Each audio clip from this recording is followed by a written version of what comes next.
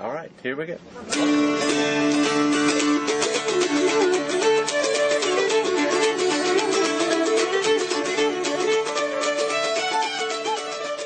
Hello, and welcome to the JuntoCast, a podcast presented by the bloggers at earlyamericanists.com. I'm Ken Owen, an assistant professor of colonial and revolutionary America at the University of Illinois at Springfield. And today we return from our summer hiatus. I'm joined by three other Junto bloggers. Michael Hattem spent his summer on the run from a Delanceyite mob that tracked him down in New York City. It's good to have you here, Michael.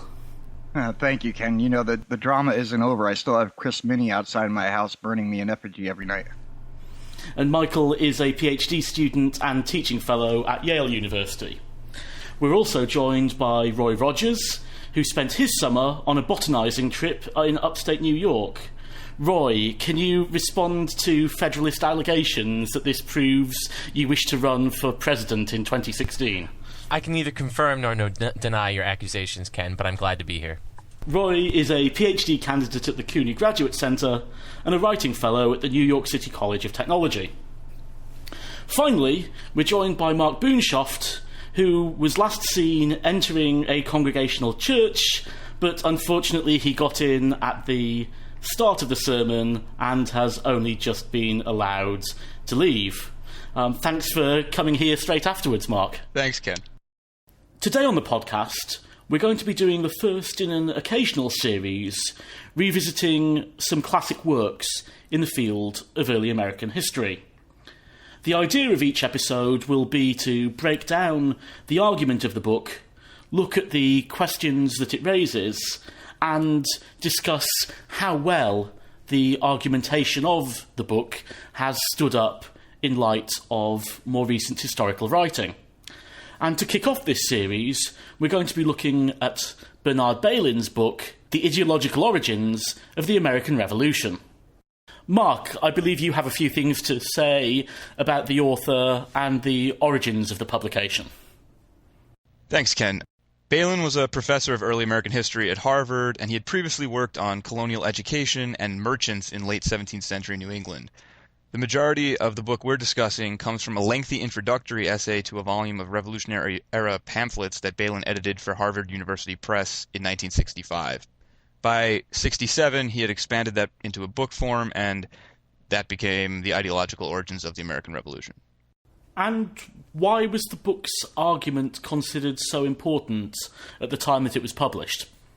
Well, I think Bailyn's book was important because it challenged the reigning progressive interpretation that had focused on socioeconomic motives and class conflict in understanding the coming of the revolution and also the Constitution. In the process, these progressive historians had very much relegated the role of ideas, arguing that they were largely window dressing, used to mask the economic motives of the participants. And Bailyn's book really put ideas back at the forefront of the discussion on the causes of the American Revolution. And I think what's particularly important there is that although other historians had challenged the idea that class conflict was the sole factor that explained the conflicts of the revolution. I'm thinking there of authors like Forrest MacDonald or Daniel Boorstin. Their arguments were either very specifically geared at repudiating the arguments that had been put forward by the progressive school, or they were situated in a much longer discussion of national character, whereas with Bailyn it was focused very tightly on the idea that those ideas themselves were something that were particular to the moments of America's national founding. And Bailyn was very interested in decentering the relationship between the American Revolution and the Enlightenment. One of the, I think, key contributions that he makes is, instead of saying the American Revolution was an Enlightenment project of natural rights and all those things that you still hear many times in political science classes today or from commentators on television, instead Bailyn points to an earlier school or generation of thinkers that historians come to call Republicans, who had very little to do with the Enlightenment and rather had a different set of concerns than most of the previous scholarship had pointed out.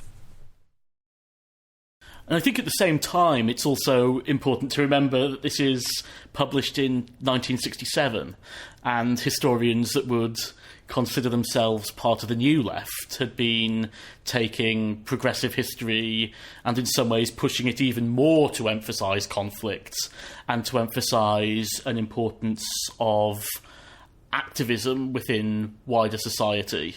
And one of the reasons that Bailyn's argument is so important is because it was really controversial to be pointing to the idea that the revolution was caused not because of necessarily a revolutionary fervour in terms of an analogue to 1960s revolutionaries, but rather a much more conservative form of revolution that had its genesis in a longer tradition of political thought. Yeah, that's actually a very good point, Ken. And I'll take a sort of page from E.H. Carr, who wrote that before you study the history, you should study the historian to primarily understand the context in which they're writing. And the progressive historians were writing during the progressive and New Deal eras of the first half of the 20th century. And Bailyn, of course, was writing his book in the 1960s. And the essay the book was derived from originally was entitled The Transforming Radicalism of the American Revolution.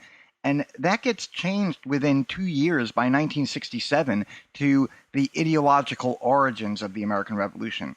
And there's something very revealing, I think, about the name change, about Bailyn personally, if not the way he changed how he was viewing these pamphlets and the Republican language in them.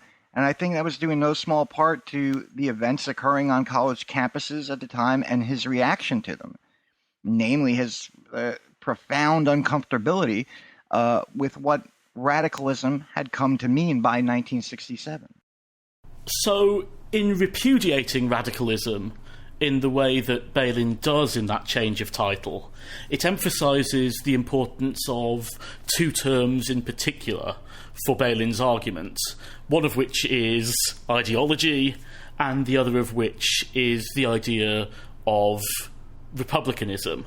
So perhaps we can talk a little bit at this stage about what exactly it is that Bailyn means when he's talking about ideology. Right. Well, for Bailyn, ideology isn't just a set of ideas. It's a coalescence of various strands of thought, one of which is republicanism, which we'll talk about in a minute, that end up providing a framework and a meaning for behavior. So that is to say that people use these ideas to make sense of events occurring around them and then also to justify their reactions to those events.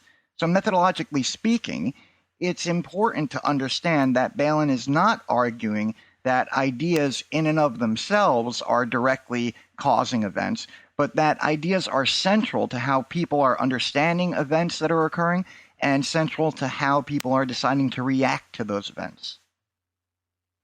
And so effectively, the argument briefly summarized is that the primary set of ideas informing revolutionary ideology came from radical English Whig Republicans, dating as far back as Sidney Harrington and Milton in the 17th century, and writers like Trenchard and Gordon and Joseph Addison in the 18th century.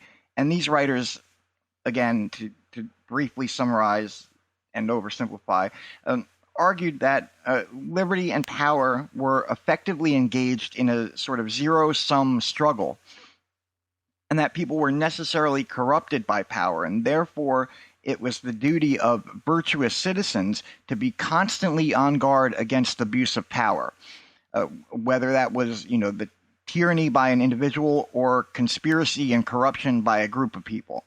And Bailyn argued that it's these ideas that shaped the way colonists understood actions by the king and parliament during the period of imperial reform and crisis of the 1760s and 1770s.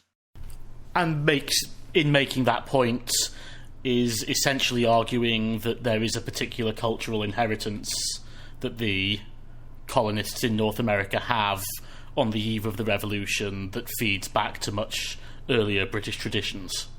While the progressive interpretation would state that class conflict is much more inherent and that it's tied to immediate material contexts rather than a broader cultural inheritance. Yeah, that's right. And it's perhaps important to note that the root of Bailyn's ideas for that transatlantic connection comes from the work of Carolyn Robbins in the 1950s, where she sort of explicated this Republican ideology and described these English writers as Commonwealth men, right, a term derived from the English Civil Wars. And what Bailyn did was to recognize its influence in the revolutionary pamphlets and to argue that they played a central role in how colonists were perceiving the actions of the king, the parliament, and the ministry. Yes, and this is clearly a long-lasting impact that Bailyn writes about. He cites pamphlets that go right back to Molesworth's account of the state of Denmark, as well as Trenchard and Gordon's Cato's letters from the 1710s, 1720s, that there has been this long genesis of ideas that give a certain logic to rebellion when the events of the imperial crisis strike, and whereas historians of a more progressive bent would cite this as being a response to the particular economic stimuli of the growth of the colonies and the development of mercantile interests and such like that had come to take its particular shape in the 1760s. Bailyn's is much more of a almost hegemonic ideology that shapes the way that people understand events. Right. I think one of the key things about this book is the coherence. How every pamphlet, every influence is basically a piece of a larger puzzle, and when that puzzle's finished, there's a clear, coherent picture that explains the logic of the American Revolution. For Bailyn, there's, at the end of the day, very little contingency. It's very much these set of ideas that the colonists embraced had a logic to them, and once that logic started going, it wasn't going to stop. And I think that's one of the reasons why the book remains very compelling in the early 21st century, but also one of the reasons that sort of feedback loop that Bailyn in many ways is promoting through the book is also one of the reasons why it's gotten some of the sharpest criticism. I think at this point we need to come back to the other term of Bailyn's that I identified earlier, that of republicanism, because we've talked quite a lot here about how Bailyn sees the colonists having a certain set of beliefs that means that they interpret events in the way that they do, but we haven't really explored exactly what Bailyn believes those beliefs to be. And essentially for Bailyn, I think he defines republicanism as essentially a set of ideas about the distribution of power within society. And this is something that has a heritage from debates that took place in Britain at the time of the Civil War and the time of the Glorious Revolution, when the power of the king became shared with the idea of crown in Parliament, but also inspired an opposition to the prerogative powers of the crown that suggested that there was a danger in any society that if there wasn't a jealous guarding of power, if there wasn't sufficient checks on the way that governments were able to appoint officials, were able to draft and execute laws, that without some degree of popular control, it was possible for those within power to use their authority for corrupt ends, and therefore society had to watch those in power like a hawk to make sure that those corruptions and looking after narrow interest rather than power being distributed for the good of an entire society, to make sure that those problems didn't come to a head. I think these are all really good points.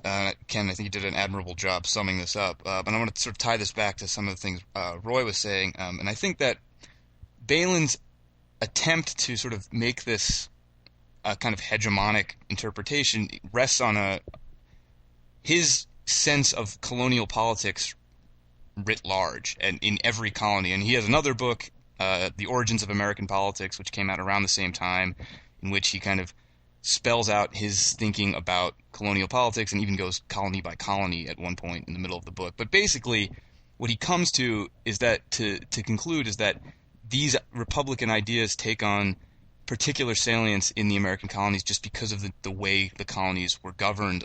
There was a healthier sense of self-government and things like this that was absent in much of England, and so they are, by custom, Americans or colonists by custom are more jealously guarding of their liberty, and so these ideas are English ideas and floating around the Atlantic, but they take on a particular salience all throughout British North America because of lived experience. And so this also goes back to some of Michael's points about what ideology was for Bailyn. Agreed, and I think that's where some of his methodology becomes particularly important as well. I mean, we've alluded to his source base being drawn primarily from revolutionary pamphlets, and in the early part of Ideological Origins, Bailyn makes a stirring defence of these pamphlets as the main way in which we can view the way that an entire society was thinking because of the way that they were distributed, because of the role that they played within society, that people had access within the social structure of society to a heavy amount of literature and pamphlet literature.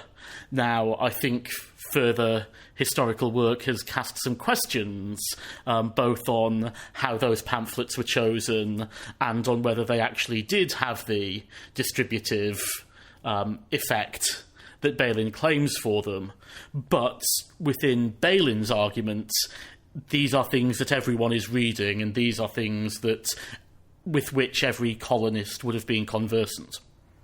Any listener who picks up this book after listening to the podcast and reads about the pamphlets, Bailyn is very interested in a question that's very weird to 21st century people, many even 21st century historians and graduate students, where the prevailing view of these pamphlets in the 30s, 40s, 50s, and into the 60s were that they were primarily propaganda, that they were basically the 18th century version of a 30-second television ad. And historians didn't really take them seriously on their own intellectual terms. And one of the goals of Bailyn's collection of pamphlets, which we've already talked about, and this book, is to really, at the end of the day, to rehabilitate the historical standing of the pamphlet literature that survives from the 18th century. And that is, I think, remains today the strongest accomplishment of this book, where historians who have massive amounts of qualms with Bailyn's arguments, the way he deploys the pamphlet evidence, still has to take the pamphlets much more seriously and much more on their own terms than anyone did before Ideological Origins and Bailyn's collection of pamphlets. Right. I agree with that. I mean, that's an important thing to point out, but we should be a bit wary of solely attributing a return to ideas to Bailyn. In the 1950s, Ed Morgan, in his work on the Stamp Act crisis, had gone back to newspapers and official petitions and resolved to take the language in them more seriously than progressives had done, which is how he arrived at his sort of more constitutional interpretation of the coming of the revolution. And, Louis Hartz is doing things with Lockean liberalism in the 1950s. But to think that before that, the rhetoric of the revolution, which in the last 50 years or so has come to define the revolution in the minds of, if not contemporary historians, then certainly the broader public, before that it was disregarded as epiphenomenal to the revolution itself. And that's not to say that Bailyn and Morgan are solely responsible for that, but they participated in setting in motion a process that ended up sort of jumping the historiography rails, so to speak, and seeping its way out into the broader contemporary political culture.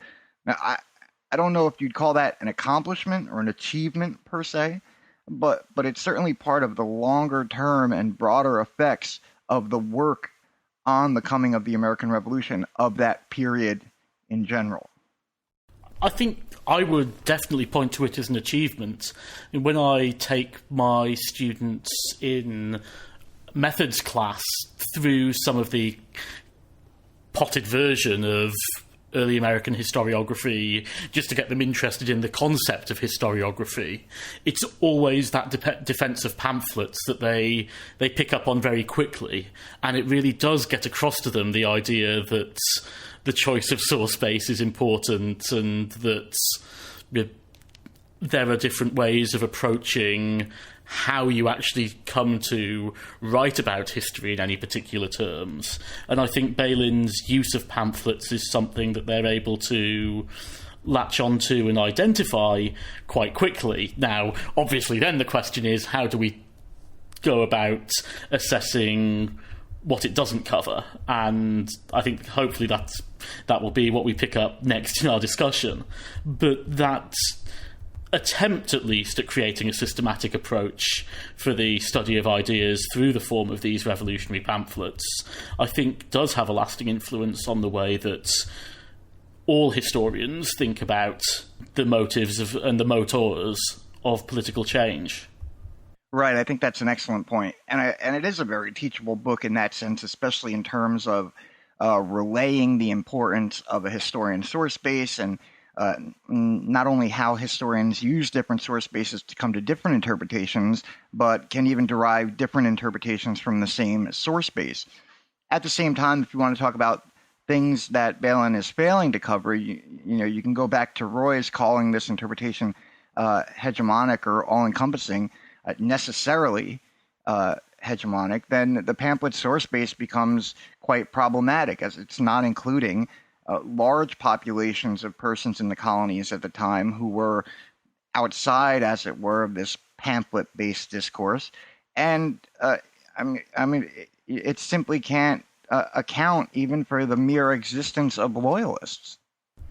Yeah, or indeed a whole host of other forms of political activity and expressions of political ideology that don't necessarily fall within the pamphlet form. I mean, you mentioned Morgan writing about the Stamp Act slightly earlier than Bailyn, and his source base is considerably broader and more diverse and more encompassing of different types of political activity than the pamphlet. And that's always a question that I ask next, is who really stuck with these pamphlets in the way that Bailyn asserts they did?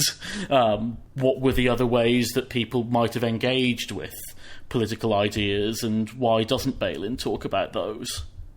I think in terms of the revolution, one of the things that focusing so closely on pamphlets misses is the really famous crowd actions. I mean, when I teach the revolution, I have lots of pictures of people protesting outside of stamp collectors' houses. There's that famous one outside of Thomas Hutchison's house. And Bailyn's focus on the pamphlets kind of misses some of these types of actions, which also lose some of the drama of the revolution, I think, for a lot of people. But then again, his student Pauline Meyer, in her book From Resistance to Revolution, does try to bridge these approaches and talk about how crowd actions may have been guided by similar ideology that ran through the pamphlet literature. That's right. I think the strengths of Mayer's book really gets to, I think, one of the central weaknesses of Ideological Origins, which is that Bailyn does take these sources on their own terms, but he only takes the language of the pamphlets on their own terms. He's mostly interested in how the language of an individual pamphlet fits into this broader matrix and triggers this logic of rebellion, this logic of republicanism that's going to lead to the American Revolution. He seldom reads the pamphlets in the context of what specific individual debate they were involving themselves in. A pamphlet in Boston, or a pamphlet in Maryland, or a pamphlet in Pennsylvania. They're not read really in the political context of their moment. They're read in the context of the language of republicanism. What McNair does is she does some of that in her book, but she also brings in crowd action. She brings in loyalists. She brings in all kinds of different sources that show how Bailyn's matrix is actually interacting with events on the ground and in many ways being shaped by events on the ground. That's where I think this style of history is its most interesting and its most productive, and it's something that's really missing as I reread this book for the podcast. There is one area, though, where I think that the book does bring in drama, and I think you're exactly right, Mark. There is a lot of drama that is missing from the book. If this is a cultural scene that's been developing over 150 years, there isn't the sense of driving events, with the exception of the note on conspiracy, which appears in the middle of the book, and really, to me, first starts explaining the dynamic between the colonies and the British Parliament in a way that helps us understand why some of these ideas were so deeply felt. I mean, within that note on conspiracy, Bailyn's making the argument that Americans become convinced that there is a conspiracy to corrupt the British Constitution and to subvert the liberties of the North American colonies, but that for all the American colonists believe that there is a conspiracy in that way, at the same time, the British Parliament becomes convinced that there's a simultaneous conspiracy taking place in the colonies, that there are certain leaders there that want independence for their own reasons, and that they are pushing it, and that logic of conspiracy becomes embedded into the political system, the way that both sides start thinking about and interpreting political action. And there, to me, you do get a very dynamic model. But I think it is telling that that's just a note. That's not a substantive part of or not quite as substantive a part of the book as the other chapters. It doesn't get the full chapter treatment. But I think that does tell us something about what's lacking from the approach, even in the way that Bailyn writes it himself. Right. Well, it's an attempt to explain the question of how do you go from 1763, where colonists are very content, if not proud, of their membership and place within the British Empire, to independence just a little over a decade later. In many ways, for me, that's the most important question about the Revolution. But it's the fundamental conundrum for historians working on the coming of the revolution, right? Progressives tried to explain it by arguing that there were these long-standing socioeconomic divisions that had given rise to very deep-seated class-based antagonisms that had been growing in the colonies for decades before the imperial reform of the 1760s effectively unleashed those conflicts into the broader colonial and imperial political spheres. And Bailyn is using the idea of conspiracy to say, look, this is why they believe Parliament was out to enslave them so fiercely. If you're the kind of people who are constantly on guard against tyranny and the abuse of power and corruption, then you can see how colonists would perceive the Stamp Act, the Townshend Acts, the Tea Act, and then finally the Coercive Acts as almost perfect examples of exactly what you are so constantly being on guard against. So, it was easy to see the cumulative effect of these acts as not a program of imperial reform, but a conspiracy designed to subjugate colonists and remove from them the protections afforded all English subjects by the English common law. And that, for me, is the source of whatever explanatory power the book has in that it offers a plausible solution to the fundamental conundrum of independence. Talking about that developing conspiracy, it's important then to cycle that back to what Bailyn outlines as this hegemonic thought amongst colonists, which is that power necessarily corrupts. And therefore, as the sense of conspiracy spreads amongst a population that believes that governmental errors are not necessarily just errors of policy, but necessarily part of a specific plan to aggrandize power to government at the expense of the people, that is what ultimately causes the spread of the logic of rebellion and causes Americans to respond to the actions of the British Parliament by deciding to take up arms. And he then looks at the implication of the development of that ideology in a chapter that's called The Contagion of Liberty, where he looks at the way that this spreads not just in terms of a critique of governmental power, but into a whole host of other domestic institutions as well. Now, in thinking about this contagion of liberty and the institutions that it spreads to, I know that most of us here have some quite specific ideas about the limitations of this contagion of liberty. Mark, I think you wanted to go first on this.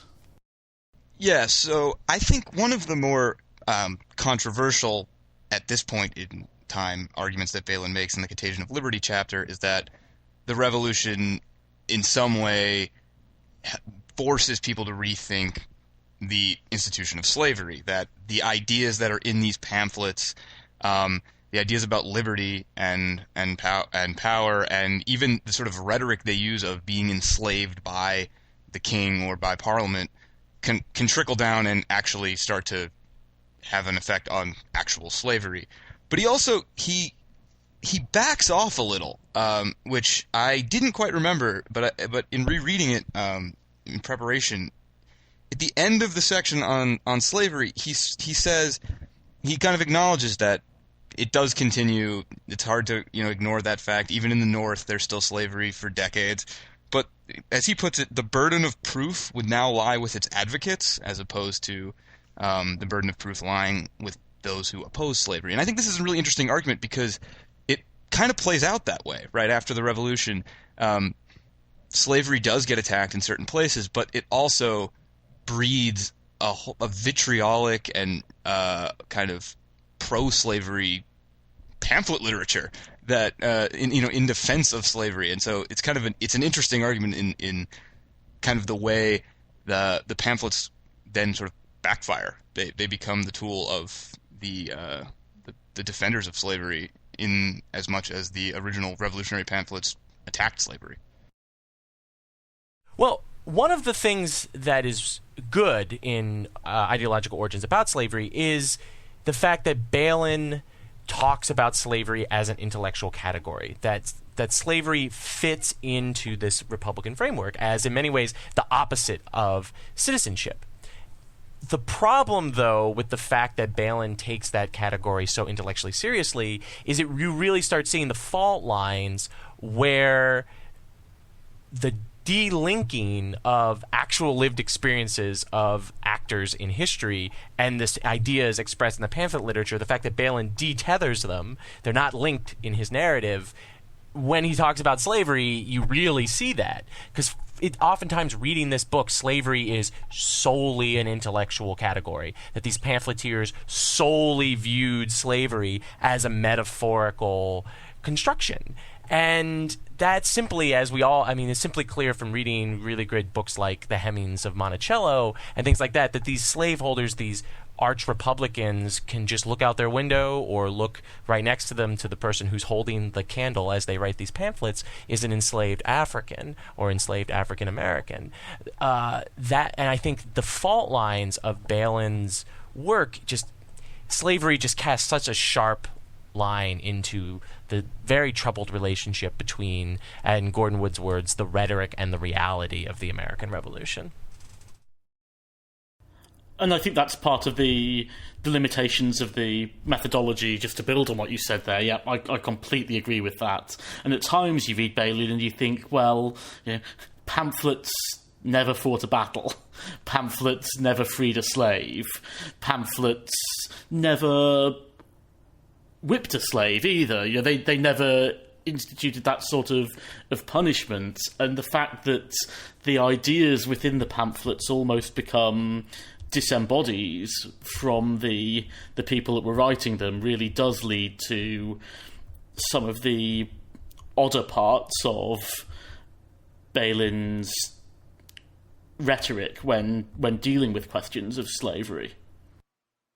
Right, and I think that Bailyn, would acknowledge that, yes, pamphlets didn't whip slaves and they didn't burn down Thomas Hutchinson's house, but I think that, he would respond to that criticism by saying that, those reactions by the colonists, such as the Hutchinson and Oliver incidents, were given meaning by the circulating rhetoric, or he would say ideology. Yes, I agree with that. I mean, the point I'd make in response to that is that works very well for explaining how people respond to stimuli or why people think that certain events are as troubling as they are.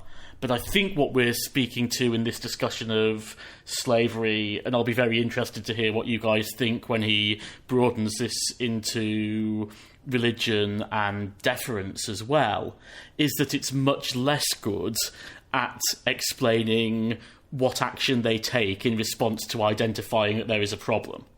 That it tells us that these things are a problem, but it doesn't necessarily tell us things that are particularly useful about the way that they responded to those problems.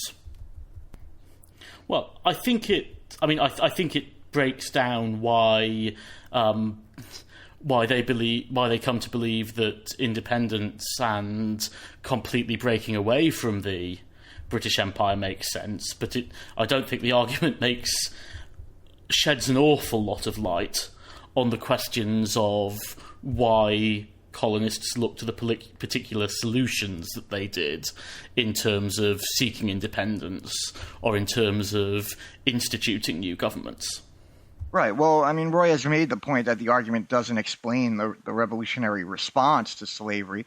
I mean, but I think that in explaining the colonists' response during the imperial crisis, I think it does that effectively or at least plausibly. I mean, it doesn't tell us all that much about the question of why they chose to institute the new governments that they did, but that's not really the purpose of the book, or at least not within its immediate explanatory scope, hence the creation of the American Republic.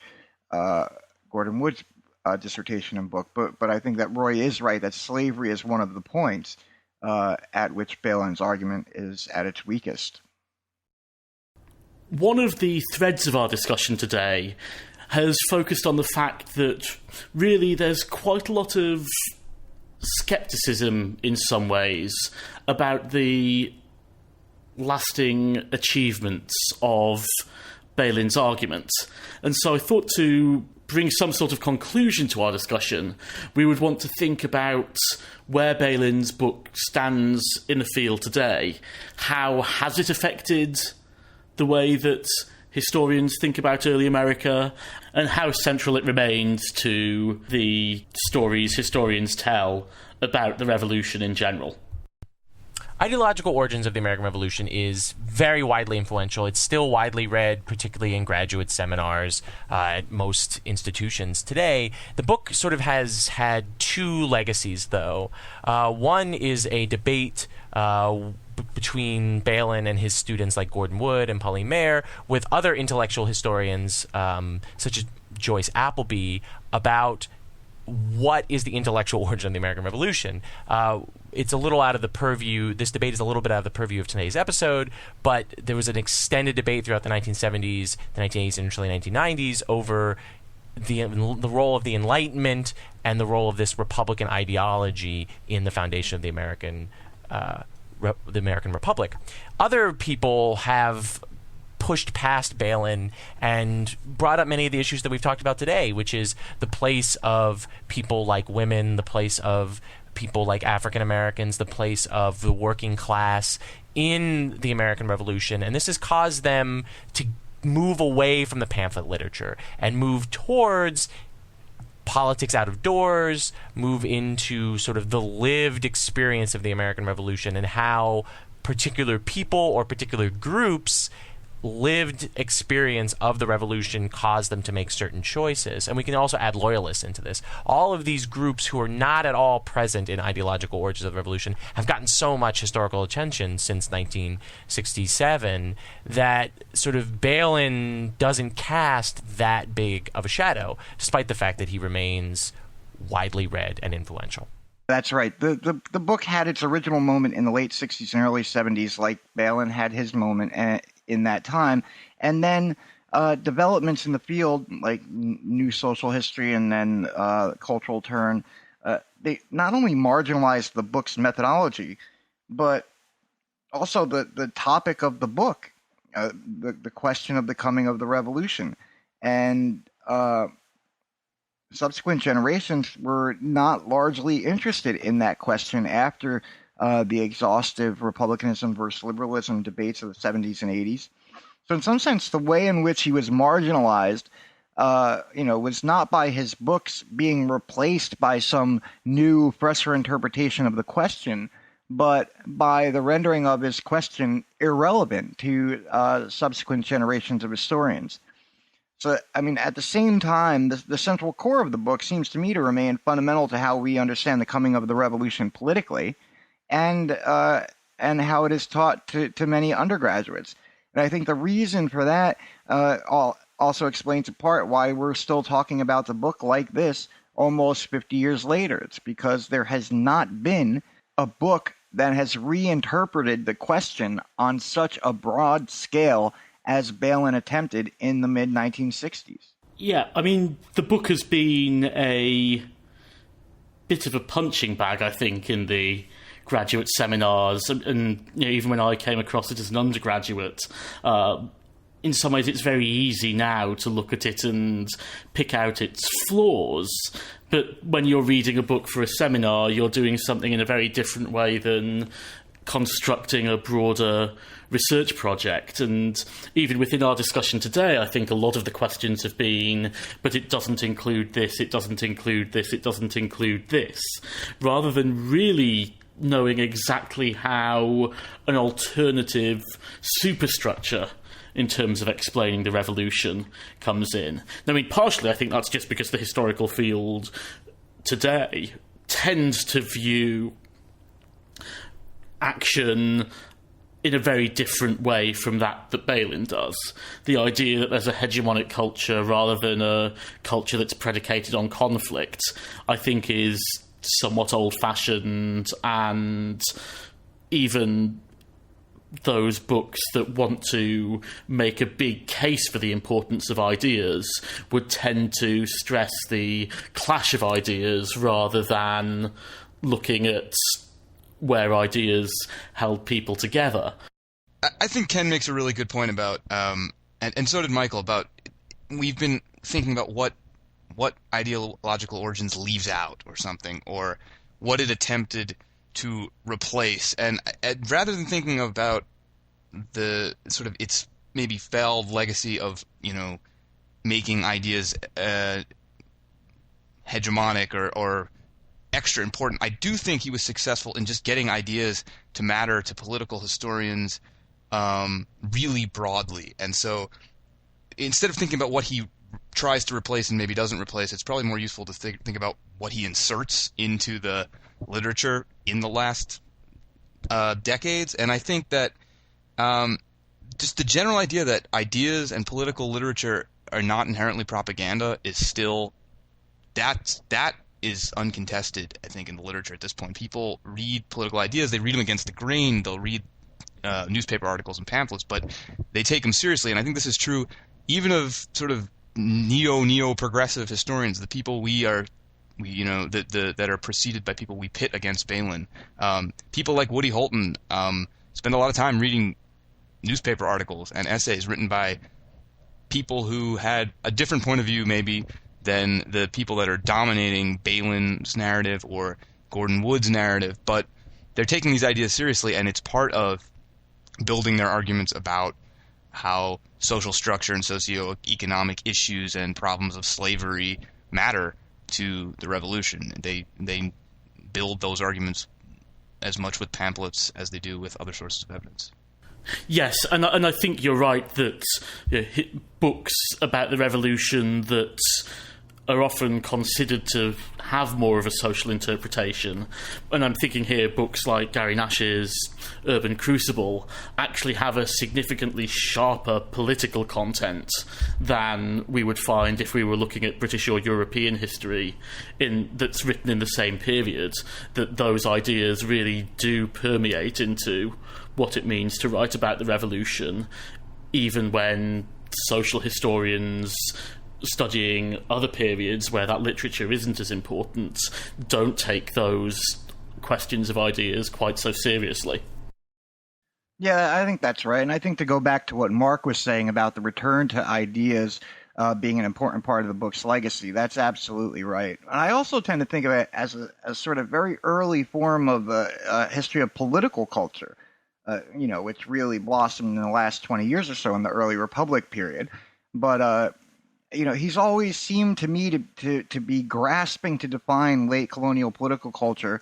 Of course, he would go on to try to do that even more in The Origins of American Politics, which came out a few years later. But the more recent studies have a much broader conception of what political culture entails and who it includes. But I think that, broadly speaking, I've always read the book as a sort of proto-political cultural history. It's also a precursor to Atlantic history, the way it's practiced today. Most Atlantic historians wouldn't seek to explain the American Revolution in the exact same way that Bailyn would. They would look more directly at the empire itself, the ways in which the empire interacted with specific colonies in a very different way. But they would be equally interested in the sort of transmission of ideas from the European side of the Atlantic into the American context, and how that transmission changed those ideas and created a new ideology that has a relation to went on in Europe, but is distinctly American. That is definitely, Bailyn himself remains a champion of Atlantic history, and this is clearly a very early example of it. What I think, though, sets Ideological Origins apart from a lot of later Atlantic history, even later intellectual Atlantic history, is it's very much a one-way relationship. And this is also true of Bailyn's later work as well. Things tend to come from Europe or even come from Africa and or even South America. And once they are in the modern United States, the story stops. We're interested now in America and what's going on in the United States, instead of thinking of it as truly circulation, where all of the different points in the Atlantic Basin, Europe, Africa, South America, and North America, are all constantly interchanging ideas, people, goods, and social movements. That, I think, is something that is definitely missing from Bailyn's discussion of the ideological origins of the American Revolution. Well, I mean, in a sense, we pointed out that the book was ahead of its time in terms of being a study of political culture as yet undefined, or Atlantic history as yet ill-defined, and maybe a newer form of intellectual history than that which was done in the 40s and 50s. So to say that it lacks or is missing those things seems to me to be a bit off the mark, in that we can't expect Bailyn to have anticipated in full all these developments that his book is in some sense a precursor to. So I don't necessarily think that it's a fault that his book doesn't cover Atlantic history the way Atlantic historians would write it now, or that it doesn't get as on the ground as the political culture histories of the 1990s and 2000s. In some sense, it's impressive enough that the book anticipated numerous developments in the historical field decades before they would come to a real sense of maturity. And I think it's just another example of the broader legacy of the book beyond just its argument. The one thing I will say about Bailyn is that I find it's very easy to criticise his overarching structures and that in terms of the way that he views historical activity, it's very clearly out of keeping with the way that most people look at things today, and with good reason. I mean, I don't think it emphasises the importance of change over time in the way that most of the historical writing I like most does. At the same time, every single time you actually ask people to pin down precisely what it is that they have a problem with, it's much trickier to dismiss the book as you can when you're just caricaturing the overall argument. It stands up an awful lot better when looking at each individual part of it than when you're looking at the problems of the synthesis that it tries to create. Yeah, I mean, I hated this book as an undergraduate. I really despised it, and it would make me really annoyed to read it. But at the same time, you have to be very precise when explaining why it doesn't work and when it doesn't work. And that's a big achievement. And that's why anything that starts trying to look at it as systematically as we've done ends up being more charitable, because you have to basically disagree with its terms to disagree with the book. Right. The problem, too, I think, is that it's just not the kind of book that, many historians write anymore. Specialization, fragmentation in the field has left us with a situation in which most historians are just not inclined to write books these days that make definitive arguments about huge topics. And that's partially because any book that attempts to do so is easily criticized for what it's left out, as we've done in this podcast. I mean, some people still do write books like that, of course, but it's far more uncommon today than it was in the first half of the 20th century. And so I think that the fact that the book is so out of time in its scope contributes to the reasons why people tend to have the reactions they do to the book. Well, I think Ken hit it on the head. The biggest problem, book's problem is not that Bernard Bailyn didn't read these pamphlets and really come to understand their rhetoric and understand how the rhetoric fit together. The problem is the scaffolding, and that's why it is so easy to shoot at the book with a buckshot, but it's impossible to pull the individual threads out, because the individual threads are very well researched and really good. The problem is Bailyn's nose is too much in the pamphlets, and the scaffolding that he's constructed from the pamphlets themselves instead of to the pamphlets is what causes all these problems. Yeah, that's a fantastic point, because I remember being at the first night of the McNeil Center Conference, the American Revolution Reborn, which was last year, and that the first night there were a lot of people who sort of took the opportunity to level criticisms of Bailyn, and one of them, someone said that they said, when I'm in the archive, I don't see anything about republicanism. I don't see anything Bailyn is talking about in the sources. And now, I mean, of course, they're talking about different sets of sources, but I think that Bailyn would counter that by saying, you wouldn't expect to find such a hegemonic ideology in detail in things like diaries or personal letters, because the fact that it's hegemonic means it doesn't need to be explicated by persons on a quotidian level, right? I mean, that may be right or wrong, but I think that the story provides an excellent example of what Roy is talking about when he describes the effect the source base and the commitment to the source base has had on the subsequent perceptions of Bailyn's work. I mean, if this had just been called The Importance of Ideas in Revolutionary Pamphlets, people wouldn't disagree with a huge amount of what it said. Or it could have been The American Revolution and the Republican Tradition. Here is one school of thought that existed within the Patriot movement. But to be fair to Bailyn, no one would have read the book. It's also very easy to write things that say, this complicates how we view this school, once the school's already been established. It's much harder to write and say, here is a small idea about intellectual thought at a time when no one thinks intellectual thought actually matters. You almost have to make the big argument to get people to take it seriously. Yeah, I think that's right.